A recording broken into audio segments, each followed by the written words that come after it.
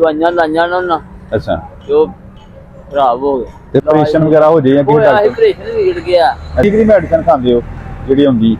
ਉਹ 400-500 ਦੀ ਖਾ ਲੈਣੀ 4-500 ਕਿੰਨੇ ਦਿਨਾਂ ਦੀ 2 ਦਿਨਾਂ ਦੀ 3-400 ਦੀ ਦਿਹਾੜੀ ਹੈ।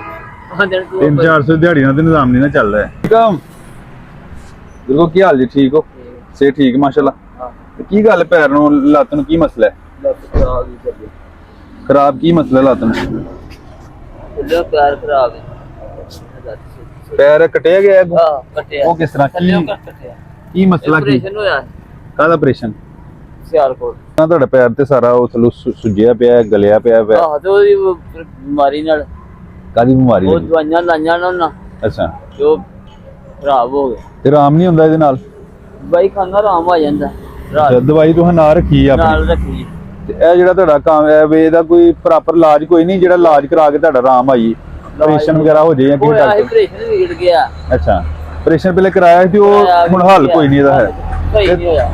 ਇਹਦਾ ਜਿਹੜੀ ਮੈਡੀਸਨ ਹੈ ਕਿੰਨੀ ਕਿਹੜੀ ਮੈਡੀਸਨ ਖਾਂਦੇ ਹੋ ਜਿਹੜੀ ਹੁੰਦੀ ਉਹ 400-500 ਦੀ ਖਾ ਲੈਣੀ 4-500 ਕਿੰਨੇ ਦਿਨਾਂ ਦੀ 2 ਦਿਨਾਂ ਦੀ 2 ਦਿਨਾਂ ਦੀ 4-500 ਦੀ ਮੈਡੀਸਨ ਖਾਣੀ ਹੁੰਦੀ ਤੇ ਕੀ ਕਰਦੇ ਹੋ ਮਤਲਬ ਕਿ ਕਿਤੇ ਸਦਕਾ ਖੈਰਾਤ ਹੀ ਮੰਗਣਾ ਸਦਕਾ ਖੈਰਾਤ ਮੰਗਦੇ ਹੋ ਤੇ ਬੱਚੇ ਦੀ ਜ਼ਾਰੀ ਬਾਤ ਪਾਲ ਲੈਣ ਕਿੰਨੇ ਨੇ ਬੱਚੇ ਤੁਹਾਡੇ 4 ਬੱਚੀਆਂ ਨੇ 2 ਬੱਚੇ 4 ਬੱਚਿਆਂ ਦੇ 2 ਬੱਚੇ ਨੇ ਤੇ ਕੋਈ ਨਹੀਂ ਕਮਾਉਣ ਵਾਲਾ ਹੋਰ ਨਹੀਂ ਮਾਣ ਵਾਲਾ ਕੋਈ ਤੁਹਾਡੇ ਤੋਂ ਇਲਾਵਾ ਕੋਈ ਨਹੀਂ ਮਜਬੂਰੀ ਜਾਂਦੇ ਮਜਬੂਰੀ ਹੈ। ਤੇ ਅੱਲਾ ਕੰਮ ਦੀ ਨਹੀਂ ਮੈਂ ਕਰ ਸਕਦਾ ਤੇਰੇ ਸਾਹਮਣੇ ਮੇਰੀ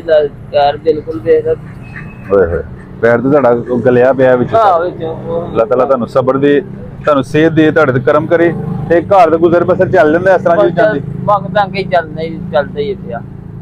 ਮੰਗ ਤੰਗ ਚੱਲਦਾ ਉਂਝ ਕੋਈ ਨਿਜ਼ਾਮ ਨਹੀਂ ਨਿਜ਼ਾਮ ਕੋਈ ਨਹੀਂ ਕੋਈ ਸਿਲਸਿਲਾ ਨਹੀਂ ਕਿ ਜਿਹੜਾ ਬਣ ਜਾਵੇ ਤੇ ਜੇ ਅੱਲਾਹ ਦੀ ਜ਼ਾਤ ਕੋਈ ਕੰਮ ਕੋ ਛੋਟਾ ਮੋਟਾ ਕਰਾ ਖੜੇ ਤੁਹਾਨੂੰ ਕੰਮ ਹੁੰਦਾ ਹੀ ਨਹੀਂ ਪੈਰ ਤੇ ਲਾਂਦੇ ਹੀ ਨਹੀਂ ਲੋਕੀ ਆ ਆਲੂਆਂ ਦੀ ਦਿਹਾੜੀ ਜਾਂਦੇ ਹਨਾ ਤੇ ਉਹ ਲਾਂਦੇ ਹੀ ਨਹੀਂ ਹੁਣ ਬੀਬੀਆਂ ਦੀ ਹੁਣ ਯਾਰ ਬਾਂਜੀ ਬੰਦੇ ਨੂੰ ਆਲੂ ਦਿਹਾੜੋ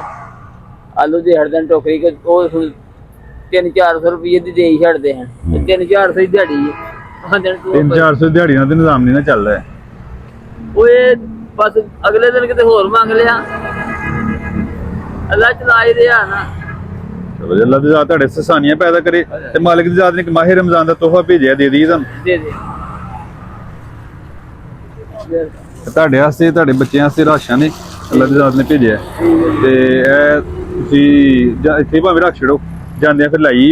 ਦੀ ਜ਼ਾਤ ਕਰਮ ਕਰੇ ਤੇ ਚਲੋ ਕੋਈ ਹੋਰ ਸਿਲਸਿਲਾ ਬਣੇਗਾ ਤੇ ਇਨਸ਼ਾਅੱਲਾ ਤੁਹਾਡਾ ਜ਼ਰੂਰ ਰਾਬਤਾ ਕਰਾਂਗੇ ਠੀਕ ਹੈ ਜੀ ਦੁਆ ਕਰਨੀ